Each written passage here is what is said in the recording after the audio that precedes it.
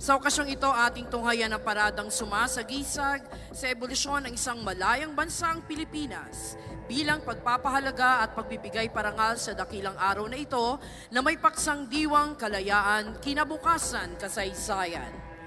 Narito po ang mga tagapangalaga ng bansa, naglilingkod sa iba't ibang larangan, isinasanggalang ang bansa sa anumang pagbabanta. Sila na nagtataglay ng katapangan at kagitingan, patuloy na nakikipaglaban para sa kapayapaan at kalayaan na ating tinatamasa. Maasahan sila sa panahon ng pangangailangan sa anumang larangan, saan man at kailanman. Bumubungad po ang parada na kinabibilangan ng mga kawal Pilipino, mga kasapi ng sandatahang lakas. Pinangungunahan ito ni Major General Domingo Bigo Buay, Commander ng Installation Management Command, Philippine Army.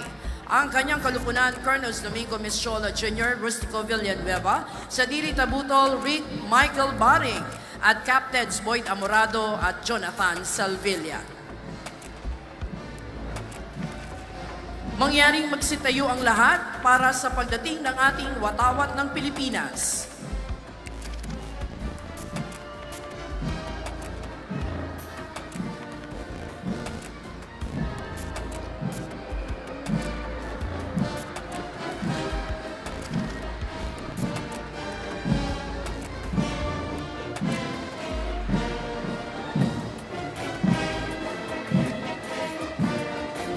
Maaari na pong magsiupo ang lahat. Sumusunod ang pinagsamang banda ng Sandatahang Lakas ng Pilipinas na pinamumunuan ni Major Peterson de Vera. Ang unang brigada sa kasuotang gala ay nasa pamuno ni Brigadier General Ronnie Petinglay. Ang kanyang kalupunan, Lieutenant Colonels Renato Capili, Lester Sinlao, Alan Silyakay, at Commanders Joey Plan at Mark Buhion. Nasa ating harapan ang batalyon ng Corps ng mga Kadete ng Sandatahang Lakas ng Pilipinas na pinamumunuan ni John Christopher Montanya. Mula sa prestihiyosong Akademya Militar sa Bansa o Philippine Military Academy, ang mga ginoo at binibining ito ang mamamahala sa iba't ibang sangay ng ating Sandatahang Lakas. Naririto ang mga kadete ng Philippine Merchant Marine Academy o PMMA na pinangungunahan ni Midshipman First Class Julian Cesar de la Cruz. Ang PMMA ay isang institusyon sa pangmataasang edukasyon sa larangan ng naval na pinangangasiwaan ng ating pamahalaan. Ang mga kadete rito ay tinaguriang midshipmen at ang mga nagtatapos mula rito ay nakokomisyon bilang ensign sa laang pwersa ng Philippine Navy. Ang talupad ng ating mga kawal ng Philippine Army sa pamumuno ni Lieutenant Colonel Jeffrey Mamuya. Laging nakahandang maglingkod ng Philippine Army sa iba't ibang pamamaraan habang sinisiguro ang kalupaang teritorial. Isinusulong ang kaalaman sa pamamagitan ng Armed Military Sea Patrol System at iniaangat ang antas ng kabuhayan ng ating mga kababayan. Bitiin itong maging world-class, multi-ready at cross-domain capable sa taong 2040. Narito ang talupad ng mga kawal ng Philippine Navy sa pangunguna ni Commander Jojit Siscar. Ang Philippine Navy ang siyang nangungunang tagapagtanggol at tagapangalaga ng ating nasa sakupang dagat. Nagsasagwa ng mercy missions, rescue at relief operations sa panahon ng kalamidad at kabilang na rin ang pangangalaga sa yamang dagat at kapaligiran nito. Nasa ating harapan ang talupad ng mga kawal ng Philippine Air Force na pinangungunahan ni Lieutenant Colonel Leoncio Sirunay III. Sila ang tinaguriang mga anghel na mapaglingap, tagabantay ng ating himpapawid, sumusuporta para sa tactical air support at mobility para sa mga tauhan at kagamitan ng ating sandatahang lakas.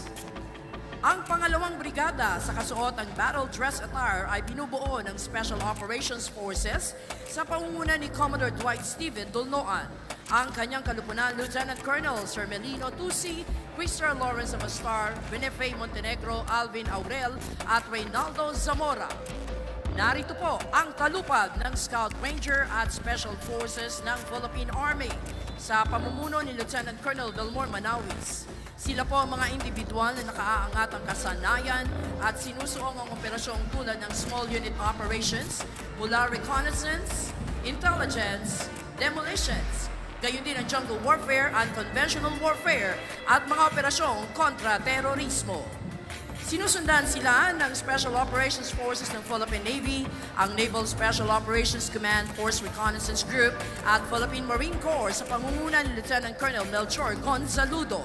Sinanay ang mga unit na ito sa natatanging operasyon sa psychological at unconventional warfare, mapatubig, lupa at ere.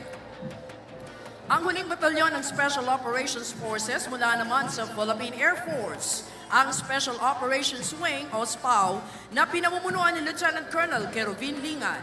Nakatuon ang SPAW sa mga operasyong espesyal upang maipagtanggol ang mga base at instalasyon ng Air Force at nagsasagawa ng iba pang mga kaukulang dagdag operasyon. Sumusunod po ang mga tagapagpatupad ng batas at nagpapanatili ng kapayapaan at kaayusan at nagsisiguro ng kaligtasan ng ating mamamayan at mga komunidad.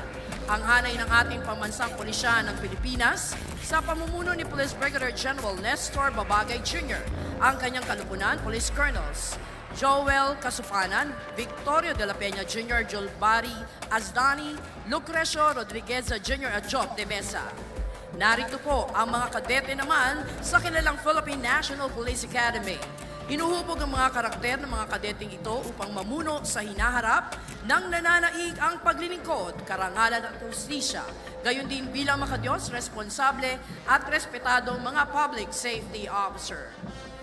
Kasunod ang Special Action Force na kilalang pangunahing maneuver unit ng kapulisan na nakatuon sa rapid deployment saan mang lugar sa bansa, partikular sa mga sitwasyong may pambansa at internasyonal na implikasyon sa larangan ng kontraterorismo, kontrainsurhensya, hostage rescue, civil disturbance management, search and rescue at iba pang espesyal na operasyon. Nariyan din po ang PNP Aviation Security Group, isang Special Operations Unit sa pangunguna ni Police Captain Ernesto Frogoso Jr. Kabilang din po sa hanay ng ating kapulisan ng Mobile Force, Battalion, SWAT at Highway Patrol Group na dinaguriang The Guardians of the Highway. Narito rin ang PNP Search and Rescue, Forensic Group at Civil Disturbance Management. Isinusulong ng ating kapulisan ng pangarapin o bisyon na maging isang ahensya ng mga lingkod bayan na may kakayanan, epektibo at mapagkakatiwalaang pulisya sa pakikipagtulungan sa mga komunidad tungo sa pagtatamo ng tahimik, maayos at ligtas na kapaligiran upang pamuhayan at ganapan ng kalakalan. Isa naman po sa ating pangunahing tagapangalaga at tagapagtaguyod ng kaligtasan, kalinisan at seguridad sa ating karagatan at yamang dagat, ang Philippine Coast Guard na pinamumunuan ni Coast Guard Commodore Eduardo de Luna Jr. Ang kanyang kalupunan, Coast Guard Captain Sector Rapin Michael Andag, Oliver Tanseco, Coast Guard Commanders Alberto Ferre, Alexander Corpus at Richard Cura. Ang unang batalyon ay nasa pamuno ni Coast Guard Commander Arvin Liwane. Pinalakas sa Republic Act 9993 of Philippine Coast Guard Law ang PCG bilang ganap na uniformed and armed service attached to the Department of Transportation and Communications. Ang pangalawang batalyon, pinamumunuan ni Coast Guard Lieutenant Commander Paul Ives Kakanindin. Pangunahing tungkulin ng Philippine Coast Guard ang Maritime Search and Rescue, Maritime Safety, Marine Environmental Protection, Maritime Law Enforcement at Maritime Security. Sumusunod po ang mga kinutawan ng Bureau of Fire Protection sa pamuno ni Fire Chief Superintendent Junito Maslang, ang kanyang kalupunan, Fire Senior Superintendents Florian Guerrero, Douglas Guiab, Aristotel Banyaga, Eugene Briones at Menandro Bastian. Ang unang batalyon ay pinamumunuan ni Fire Superintendent Jeffrey Atienza. Responsable ang ahensyang ito sa pagsisiguro ng kaligtasan ng mamamayan sa pamamagitan ng pag-iwas o supresyon ng panganib at kapinsalaang dulot ng mga sunog sa mga gusali, kabahayan at iba pang katulad na istruktura, gayon din ang kagubatan at mga sasakyang panlupa at pandagat. Ang pangalawang batalyon ng BFP ay nasa pamumuno naman ni Fire Superintendent Ronaldo Sanchez. Bahagi ng pagsisiguro ng BFP ang pagtugon sa mga paalala at mga hakbangin laban sa sunog, ang edukasyon sa fire safety, fire protection at life safety systems. Ang Bureau of Fire Protection of BFP ay nasa pangangasiwa ni Fire Director Luis Suralta Puracan at kumikilos sa ilalim ng Department of Interior and Local Government. Kilala rin sa tawag na Jail Bureau, ang Bureau of Jail Management and Penology. Binuo sa pamamagitan ng Republic Act 6975 na nasa ilalim ng Department of Interior and Local Government. Ang grupong ito ay nasa pamuno ni Jail Chief Superintendent Arnel Peralta. Ang kanyang kalupunan, Jail Senior Superintendent Jonathan Lavapie, Lorenzo Reyes Severino Kita, Ronaldo Senok Ambrosio Ambulan, Jose Chemelo Taol at Ruelito Bobadilla. Ang sumusunod na batalyon ay nasa pamuno ni Jail Superintendent Erwin Reyes. Bahagi ng mandato nito ang pagkontrol na pang-administratibo at operasyonal sa lahat ng kulungan sa syudad, sa distrito at munisipal sa buong bansa. Pangunahing pinagtutuunan ng pansin nito na pakaingatan at i-develop ang mga taong tinaguriang deprived of liberty o detainees na naakusahan sa korte. Mga pansamantalang nakadetine habang umuusad ang investigasyon, mga naghihintay sa pinal na hatol at maging mga nahatulan o nasentensyahan na. Narito naman po ang ating mga kawani ng Philippine Drug Enforcement Agency na pinamumunuan ni Investigation Agent 5 Irvin John Coderes. Ang kanyang kalupunan, Agents Arnold Fiel Navarro, Matt Joffrey Rayala, Kevin Codamon at Roy Castillo. Nariyan din po ang kanilang mga commanders na sina Agent Alfredo Santiago Jr., Gregor Bogalin at Raymond Paglikawan. Kinakatawan ng mga profesional na tagapagpatupad ng batas laban sa iligal na droga, ang Philippine Drug Enforcement Agency ay nagsisilbing tagapagtanggol ng bansa laban sa ipinagpabawal na gamot. Ang mga kawini ng PIDEA ay pawang nagtapos sa PIDEA Academy. Sa loob ng 22 taon, ang PIDEA ay nangunguna sa pagpapatupad ng komprehensibong kampanya laban sa iligal na droga sa pamamagitan ng mga programang naglalayo na mapaiwas ang tao sa droga, mapalayo ang droga sa kanila at mareforma ang mga nabiktima ng iligal na droga.